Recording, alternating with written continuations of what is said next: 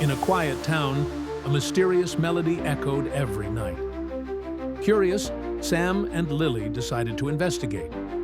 "It's probably just the wind," Sam shrugged. But Lily, ever the detective, insisted, "Let's find out." They followed the sound to an old creaky house. Inside, they found a ghost playing a piano. "Boo!" it said, but then sneezed, "Achoo!" The ghost looked embarrassed. "Sorry, I'm allergic to dust," it admitted. Sam and Lily laughed, realizing the haunting melody was just a ghost with a cold. "Next time, try a vacuum," Sam joked. Hit the like button, subscribe, and leave a comment to support us.